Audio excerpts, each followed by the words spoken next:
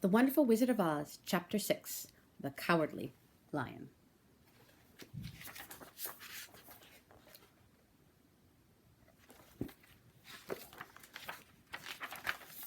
All this time, Dorothy and her companions had been walking through the thick woods.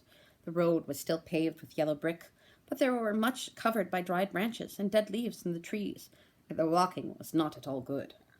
There were few birds in this part of the forest, for birds love the open country where there is plenty of sunshine.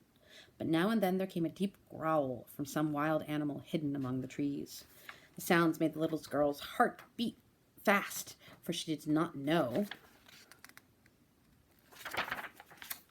what made them. But Toto knew, and he walked close to Dorothy's side and did not even bark in return. "How long will it be," the child asked of the Tin Woodman, "before we are out of the forest?" "I cannot tell," was the answer, "for I have never been to the Emerald City, but my father went there once when I was a boy, and he said it was a long journey through a dangerous country. Although nearer to the city where Oz dwells, the country is beautiful. But I am not afraid so long as I have my oil can, and nothing can hurt the Scarecrow while you bear it upon your forehead the mark of the Good Witch's kiss, and that will protect you from harm."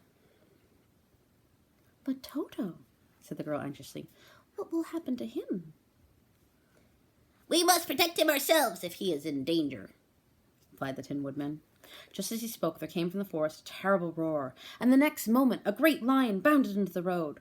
With one blow of his paw, he sent the Scarecrow spinning over and over to the edge of the road, and then he struck at the Tin Woodman with his sharp claws. But to the lion's surprise, he could make no impression on the tin, although the woodman fell over in the road and lay still. Little Toto, now that he had an enemy to face, ran barking toward the lion, and the great beast had opened his mouth to bite the dog, when Dorothy, fearing Toto would be killed and heedless of danger, rushed forward and slapped the lion upon his nose as hard as she could, when she cried out, "Don't you dare bite Toto! You ought to be ashamed of yourself, a big beast like you to bite a poor little dog." "I didn't bite him," said the lion as he rubbed his nose with his paw where Dorothy had hit it. "No, but you tried to," she retorted. "You are nothing but a big coward." "I know it," said the lion, hanging his head in shame. "I've always known it, but how can I help it?" "I don't know, I'm sure. Think of you striking a stuffed man like the poor Scarecrow." "Is he stuffed?" asked the lion in surprise as he watched her pick up the Scarecrow and set him upon his feet while she patted him to shape again. "Of course he's stuffed," replied Dorothy, who was still angry. "Then that's why he went over so easily," remarked the lion. "It astonished me to see him whirl around so. Is the other one stuffed also?" "No," said Dorothy. "He's made of tin," and she helped the woodman up again. "That's why he nearly blunted my claws," said the lion. "When they scratched against the tin, it made a cold shiver round down my back. What is that little animal you are so tender of?" Tender means that she cares for. "He's my dog Toto," answered Dorothy. "Is he made of tin or stuffed?" asked the lion. "Neither. He's a meat dog," said the girl. "Oh, he's a curious animal, and seems remarkably small now that I look at him. No one think of biting such a little thing except a coward like me," continued the lion sadly. "What makes you a coward?" asked Dorothy, looking at the great beast in wonder, for he was as big as a small horse. "It's a mystery," replied the lion. "I suppose I was born that way. All the other animals in the forest naturally expect me to be brave, for the lion is everywhere thought to be the king of the beasts. I learned that if I roared very loudly, every living thing was frightened and got out of my way. Whenever I've met a man, I've been awfully scared, but I just roared at him, and he was always running away as fast as he could go. If the elephants and the tigers and the bears had ever tried to frighten me, I should have run myself, I'm such a coward. But just as soon as they hear me roar, they all try to get away from me, and of course I let them go." "But that isn't right. The king of beasts shouldn't be a coward," said the Scarecrow. "I know it," returned the lion, wiping a tear from his eye with the tip of his tail. "It is my great sorrow and makes my life very unhappy. But whenever there is danger, my heart begins to beat fast." "Perhaps you have a heart disease," said the Tin Woodman. "It may be," said the lion. "If you have, you ought to be glad, for it proves you have a heart. For my part, I have no heart, so can have no heart disease." "Perhaps," said the lion thoughtfully. "If I had no heart, I should not be a coward."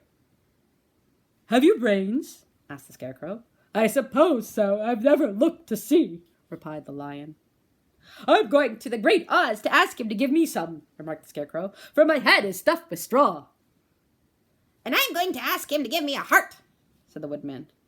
And I'm going to ask him to send Toto and me back to Kansas, added Dorothy. Do you think Oz could give me courage? Asked the Cowardly Lion. Just as easily as he could give me brains, said the Scarecrow. or give me a heart, said the Tin Woodman. Or send me back to Kansas, said Dorothy. Then if you don't mind, I'll go with you, said the Lion. For my life is simply unbearable without a bit of courage. You would be very welcome, answered Dorothy, for you will help to keep away the other wild beasts. It seems to me that you must be more cowardly than you are if they allow you to scare them so easily.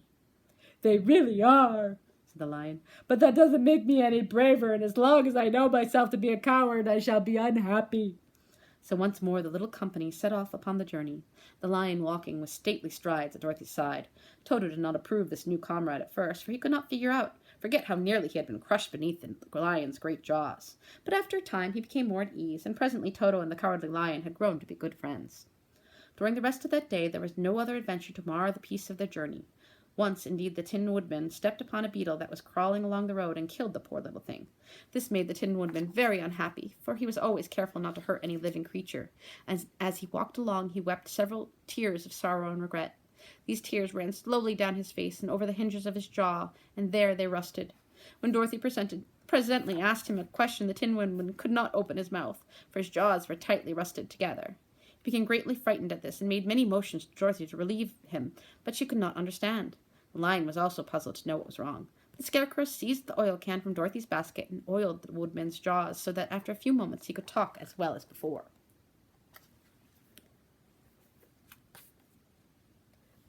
This will serve me a lesson to look where I step, for if I should kill another bug or beetle, I shall surely cry again, and crying rests my jaws so that I cannot speak.